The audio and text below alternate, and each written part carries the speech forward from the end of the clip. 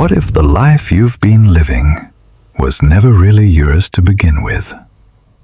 Not in a dramatic way, not because something catastrophic happened to you, but because somewhere along the line, gradually, quietly, almost imperceptibly, you started making decisions based on what the world expected of you, rather than what your soul was asking of you.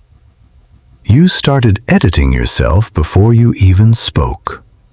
You started choosing paths not because they lit something up inside you, but because they felt safe or approved of, or at least defensible. And now, years later, you wake up some mornings with a feeling you can't quite name. Not misery, not crisis, just a quiet, persistent sense that something is off. Like a song playing slightly out of tune, like you're speaking lines that were written for someone else. If that feeling is familiar, if that description landed somewhere real in you, then this video is for you. Because what you're feeling isn't a flaw, it isn't weakness, it isn't ingratitude. It is one of the most important signals your inner life can send you. It is the sound of your deepest self knocking on the door of your awareness, asking to be let back in. We live in a time of extraordinary access to information. More content, more advice, more perspectives than any human being in history has ever had to navigate. And yet, by almost every meaningful measure, wisdom has never felt so scarce. The average person has more tools for self-optimization than ever before, and less genuine contact with their own inner life than at any point in recorded history. We've become fluent in other people's opinions about who we should be, and almost illiterate in our own native language, the language of the self. We make our most important decisions not from the deep, quiet place inside us that actually knows, but from the noise, from other people's expectations, from social pressure, from fear of judgment, from a constant, exhausting effort to be the version of ourselves that will be accepted, validated, and approved of. And the cost of that? It shows up not in one dramatic moment of collapse, but in the slow accumulation of choices that moved you further and further from your own center. In the fatigue that isn't physical, in the restlessness that no achievement quite dissolves, in the question that appears in quiet moments, the one you quickly push away before it can get too loud. Is this really my life? The answer to that question, the real answer, the one that changes everything, doesn't live outside of you. It never has. It lives in a place that every major tradition in human history has pointed toward, that Carl Jung spent his entire career mapping, and that you have been carrying inside you since the day you were born. We call it the higher self. And by the end of this video, you won't just have a theory about what it is, you'll understand how it speaks to you, what in you works to silence it, and what becomes possible in your life when you finally learn to let it lead. Stay with me. This is the most important conversation you can have, and you're having it with yourself. Before we go any further, let's be clear about one thing. The concept of the higher self is not a trend. It is not a modern invention. It is not a wellness industry slogan dressed up in ancient language. It is one of the oldest, most consistent, most widely attested ideas in the entire history of human thought. A thread that runs through civilizations separated by centuries and oceans, each arriving independently at the same essential recognition. Let's trace that thread together. We begin in ancient Greece, where Western philosophy took its first breath.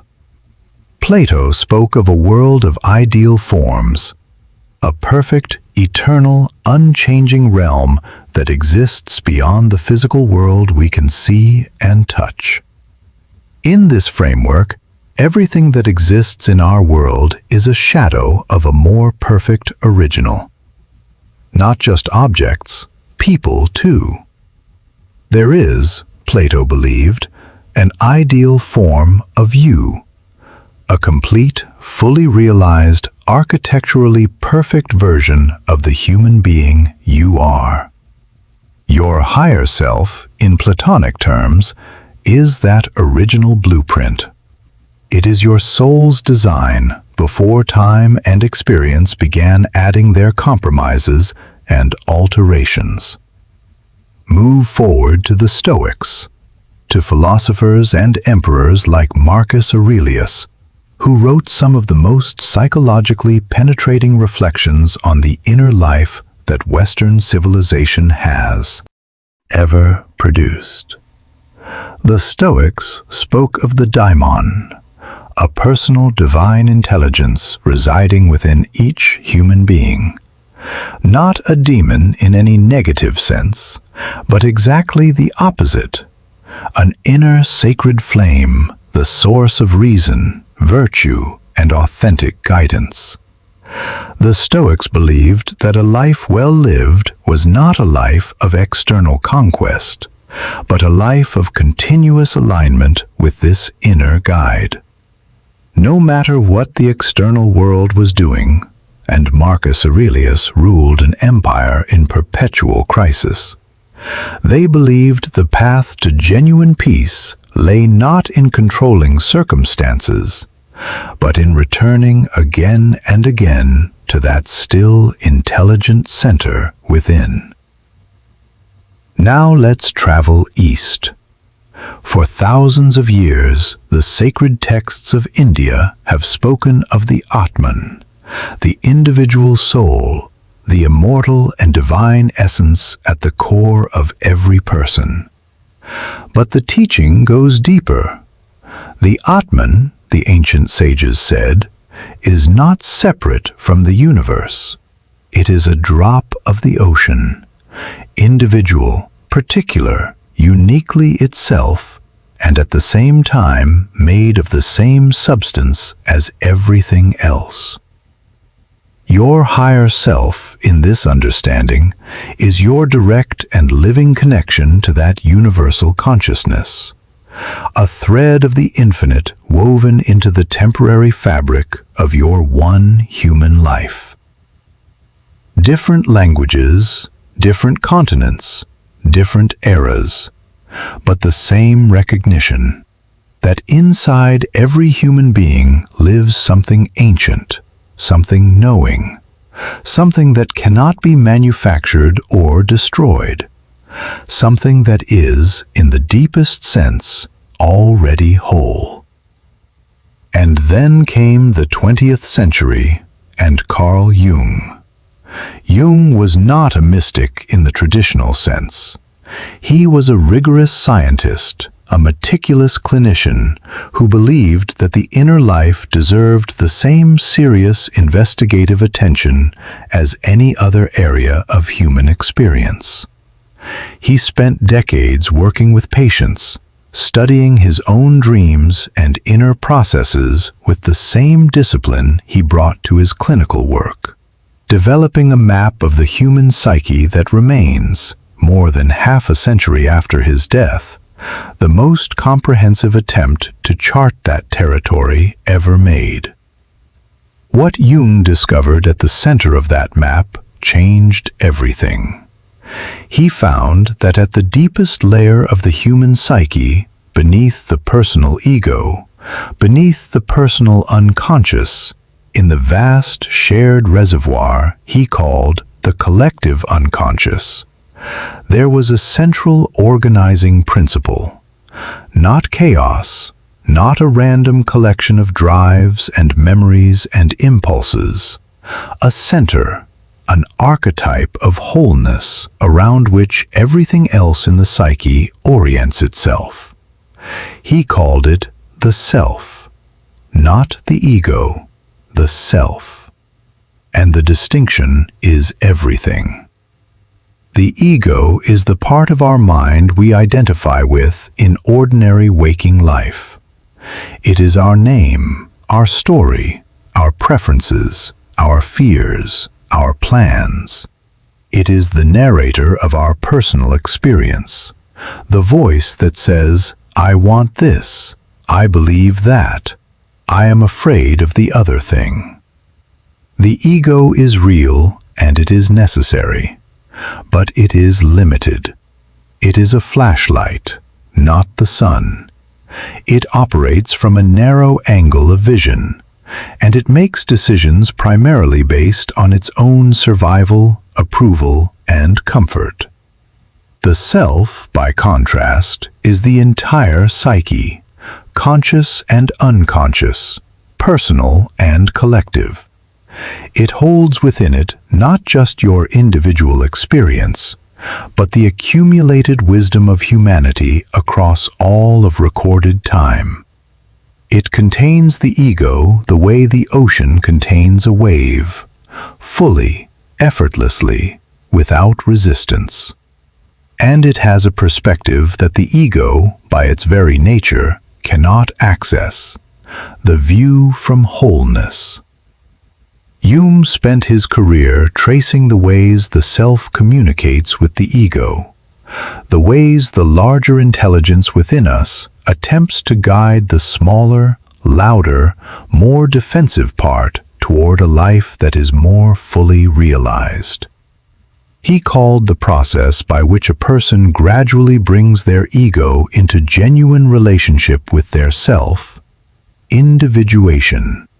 Not perfection, not enlightenment in some otherworldly sense, but the slow, honest, courageous process of becoming, as completely as possible, who you actually are.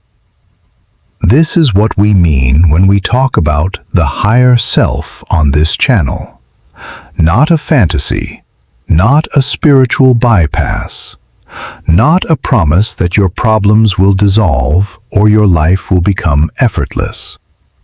A real, ancient, psychologically substantiated intelligence that has been inside you your entire life, waiting patiently for you to quiet down enough to listen. Here at Jung Philosophy, our purpose is exactly this: to help you reconnect with that intelligence, to take the profound legacy of Carl Jung and the deep traditions that preceded him and bring them into contact with the daily reality of your actual life, your decisions, your relationships, your fears, your unlived potential. If this work speaks to something in you, subscribe to Jung Philosophy right now and share this video with someone you know who needs to hear it. The people who find this channel almost always arrive at exactly the right moment, and there's someone in your life who might be at that moment today, now. The question that matters most: how does the higher self actually communicate with you? Because if this intelligence is real, if it's been present in you all along, then why does it so often feel impossible to hear? Why do so many of us spend years, sometimes entire lifetimes, moving in directions that our deepest selves never sanctioned? The answer is both simple and difficult. The higher self does not communicate through noise. It does not argue, demand, or compete for your attention. Its native language is the language of depth, of subtlety, of symbol, of the body's quiet knowing. And in a world built to be as loud, fast, and relentlessly stimulating as possible, learning to hear that language is one of the most radical and necessary things you can do. The first and most immediate channel through which the higher self speaks is intuition. Every person alive has experienced this, though most of us have learned to discount it. A knowing that arrives fully formed, without logical steps, without evidence, without a clear, rational pathway. You're considering a significant decision, and despite every surface-level indicator suggesting it's the right move, something pulls back. There's a subtle tightening, a resistance that doesn't originate in analysis, but seems to arise from somewhere deeper. Or the opposite.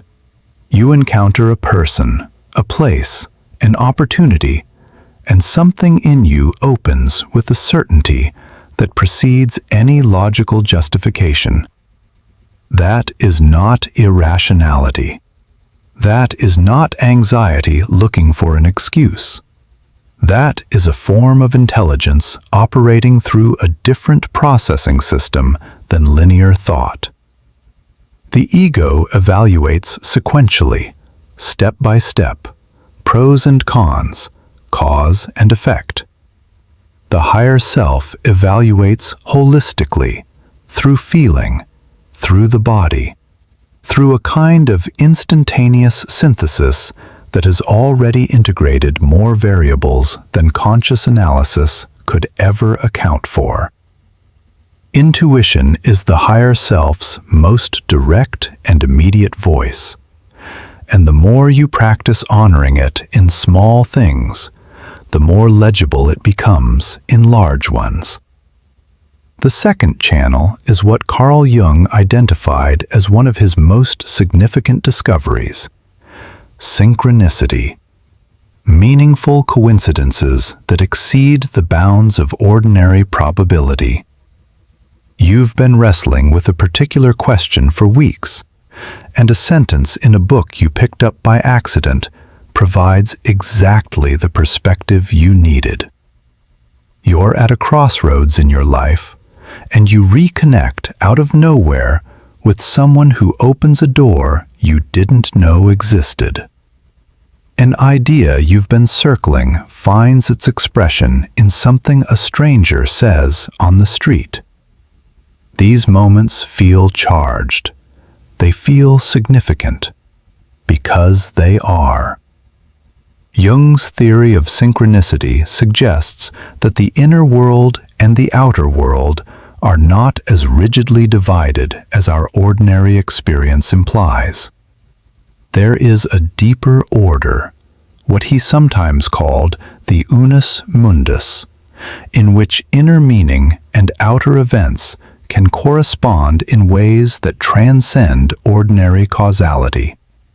Your higher self uses synchronicities as navigational markers, as confirmation that you are moving in a meaningful direction, as evidence that your inner life and your outer circumstances are in communication.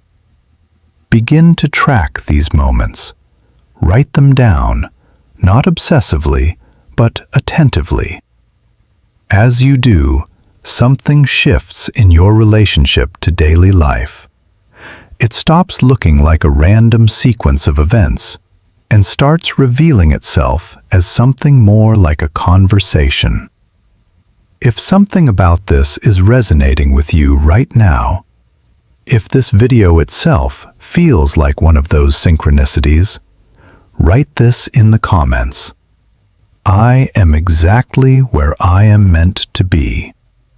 Because sometimes the most important thing you can do is give voice to what you already know. The third channel is dreams. When the conscious mind quiets, night, When the ego finally loosens its grip on perception, the door to the unconscious opens. And what comes through is not random electrical noise. It is the most direct, most unfiltered form of communication that the higher self has available to it. Jung spent decades developing a rigorous approach to dream interpretation.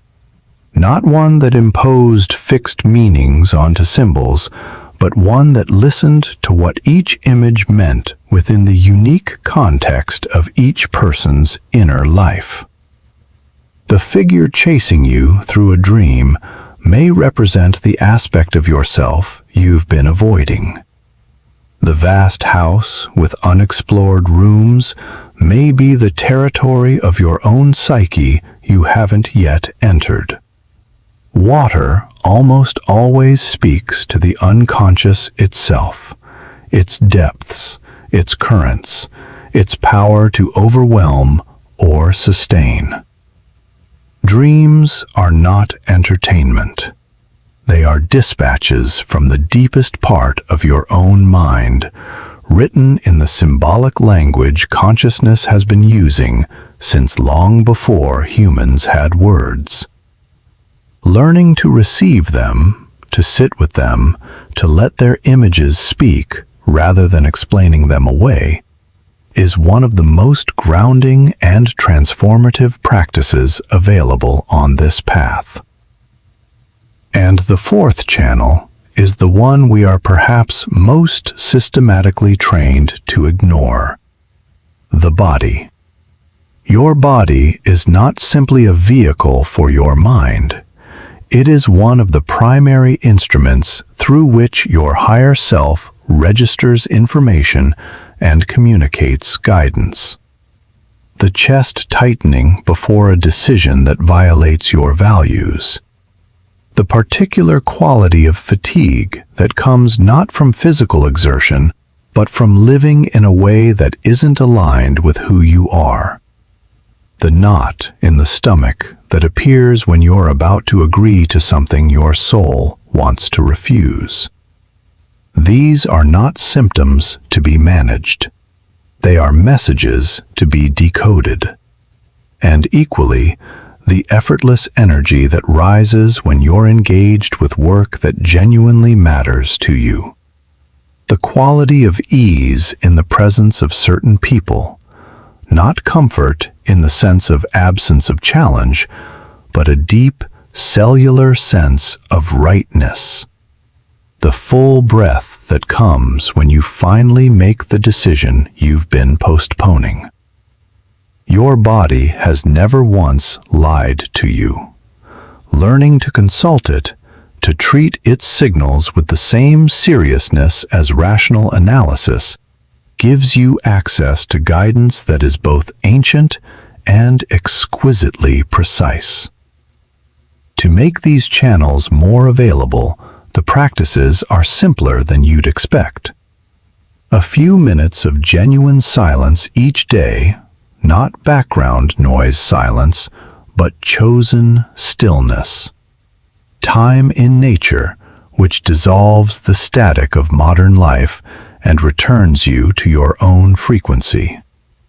A journal kept not as a record of events, but as a conversation with the deeper self, particularly for dreams, synchronicities, and those moments when something inside you spoke and you felt it before you understood it. These are not productivity techniques.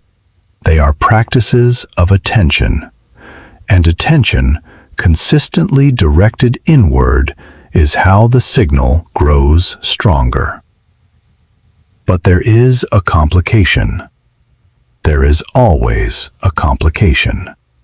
Because even when the higher self is speaking clearly, even when the signal is undeniable, something inside you works with considerable force to make sure you don't follow it. Its name is the ego, and understanding it, not as a villain to be defeated, but as something far more complex and ultimately more sympathetic than that, is the key to everything that follows. Imagine two figures standing at the helm of a ship at sea. The first is a seasoned navigator. She has crossed every ocean. She reads the stars, the currents, and the subtle shifts in the weather with the kind of effortless accuracy that only comes from a lifetime of attentive practice. She is calm. She is not in a hurry. She holds the full map of the voyage in her awareness, and she knows, not through calculation alone, but through something deeper, precisely where this ship is meant to go. This is your higher self. The second figure grew up below deck, far from any horizon. Everything he has ever learned about the sea, he learned from storms, from moments of crisis, from the particular and traumatic education of pure survival. He is not a bad person. He is not your enemy. But he is operating entirely from the logic of fear, from a hard-wired, relentless drive to reach the nearest shore and anchor there, permanently, away from all uncertainty, all exposure, all risk. He is loud. He is urgent. He is absolutely convinced that what he is doing is keeping you safe. This is your ego. For most of us, for most of our lives, it is the figure below deck who has been steering the ship. Let's be precise about what the ego is and why it deserves compassion rather than contempt. The ego is a survival mechanism. It was designed, brilliantly, necessarily, with the full ingenuity of evolutionary wisdom, to protect you, to help you navigate complex social dynamics, to alert you to genuine danger, to construct a stable identity that allows you to function in a world that contains real threats. When you were a child, the ego was your indispensable ally. It protected you from physical danger and social exclusion. It learned what was safe and what wasn't, who to trust and who to be careful around, what kinds of behavior led to love and what kinds led to withdrawal. It was performing exactly the function it was designed to perform, and it performed it well. But as you grew into adulthood, something shifted. The protective mechanism began to generalize, applying its fear-based logic not only to genuine threats, but to imagined ones, to the existential risks of growth, change, vulnerability, and uncertainty. It began treating the discomfort of expanding beyond your current limits as if it were the same kind of danger as the threats it was originally designed to handle. When your higher self quietly signals, the work you're doing isn't aligned with who you actually are, the ego responds immediately. But what about the income? What about what people will think? What if you try something different and fail? What if you end up worse off than you are now?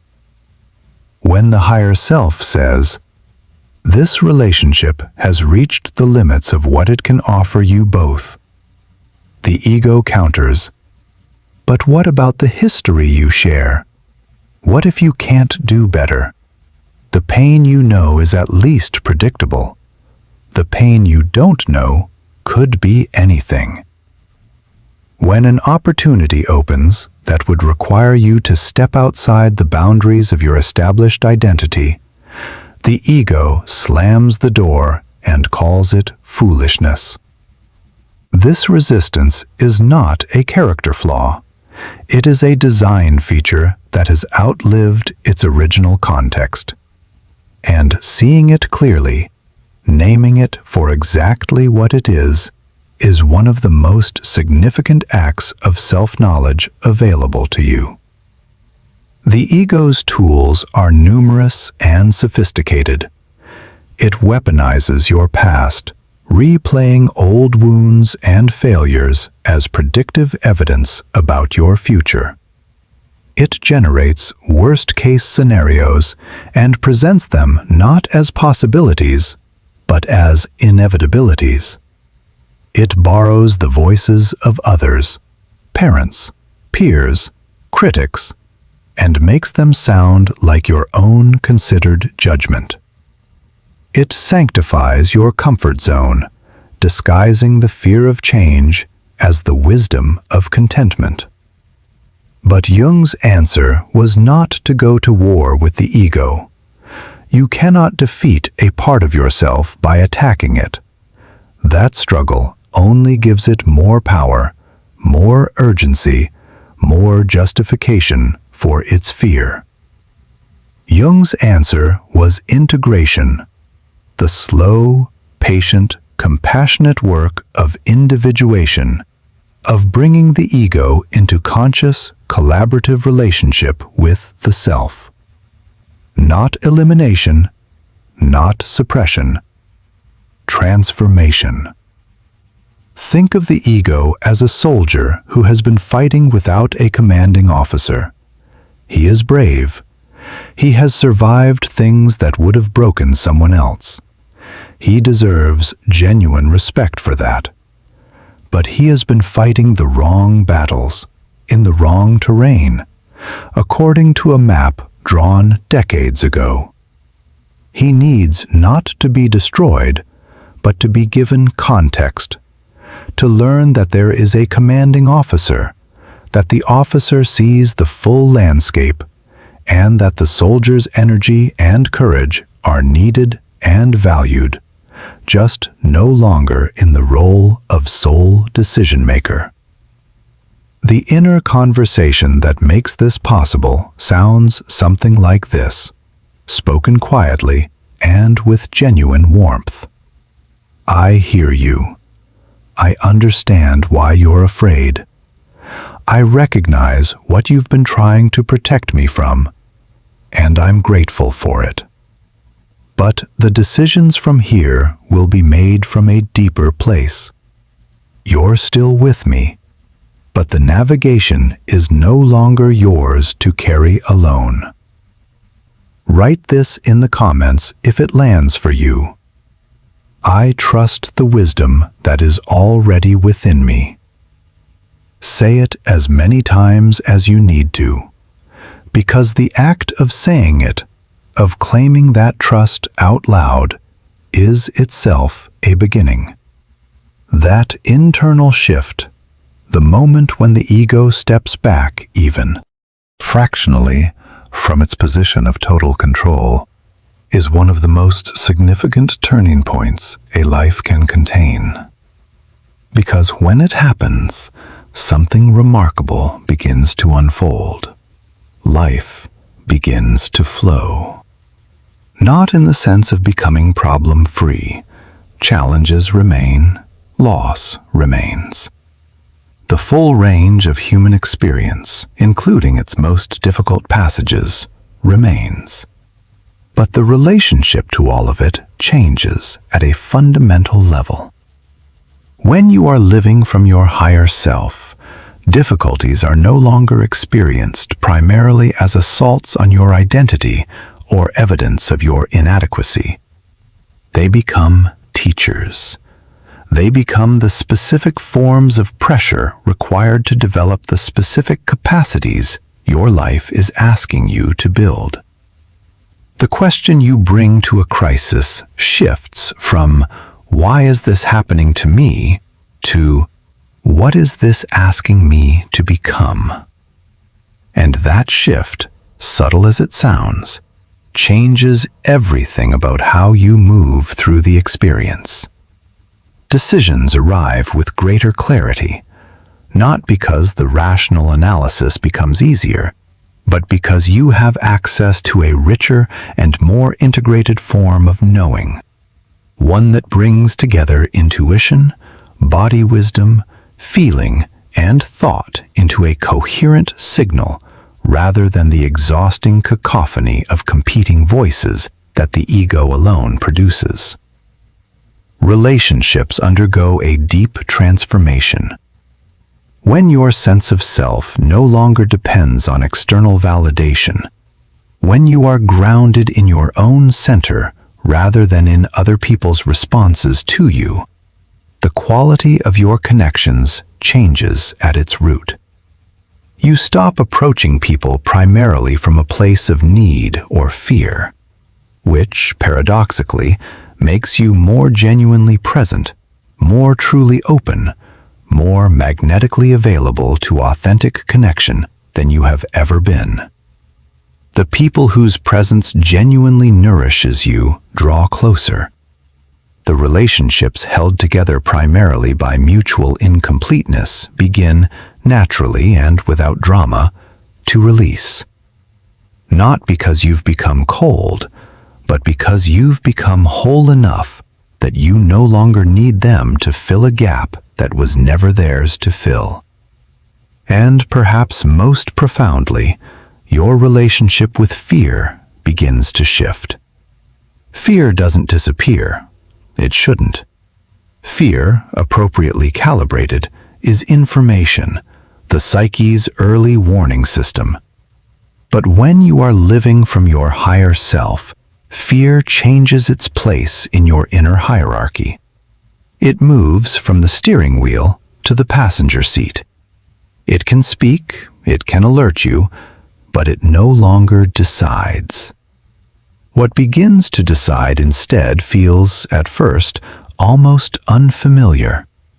Curiosity, openness, a growing capacity to meet the unknown not with dread, but with genuine interest, even, eventually, with something approaching eagerness. Because you begin to trust, not blindly, but from experience, that wherever your inner compass points, something meaningful awaits. That even the difficult passages contain their own intelligence, their own gifts, their own contributions to who you are becoming. This is individuation. Not a destination, but a way of moving through life. A continuous, deepening orientation toward your own authentic center. A daily practice of listening to what is most real in you and allowing it, with increasing trust and decreasing resistance, to guide what you do and how you do it. Here at Jung Philosophy, this is the work we are doing together. Not simply accumulating knowledge about Carl Jung or ancient philosophy, though we take genuine pleasure in both. The real work is using these ideas as instruments for self-recognition, holding them up like a lens against your own life and asking honestly, where am I living from the ego's fear and calling it reason? Where am I ignoring the higher self's signal because following it would require change that feels dangerous? Where have I been reciting someone else's lines so long that I've forgotten I have my own voice? We cannot give you the answers. No channel can. No video, no philosophy, no teacher can tell you who you are. What we can do is help you remember that you already know. That the compass you've been searching for was never lost. That the story you were meant to live has not been written without you. It has been waiting for you to pick up the pen. And as this particular conversation draws to a close, I want to leave you not with a concept, but with an invitation. Not a technique, not a framework, not a list of steps. A single, honest act. Tonight. Not someday, Not when things slow down. Find 5 minutes of actual silence. Put the phone down, sit somewhere still, and in that silence ask yourself one question. What do I already know that I've been pretending not to know? Don't force an answer. Don't analyze what comes. Just ask. And then stay quiet enough to let the faintest response begin to form. The way a sound becomes audible when you finally stop speaking. Your higher self has been answering that question your entire life. Every intuition you dismissed, every synchronicity you explained away, every bodily signal you overrode, every quiet moment of knowing that you quickly buried under the next item on the to-do list. It has been answering, patiently, without resentment, without urgency, in the steady and unhurried way that deep things always speak. The only variable, the only thing that has ever been in question, is whether you were still enough, open enough, willing enough to hear it. You came here today. You stayed through all of this. Something in you brought you here, and that wasn't an accident. The compass is yours. It has always been yours. The captain's chair is yours. The story is yours. Now write it.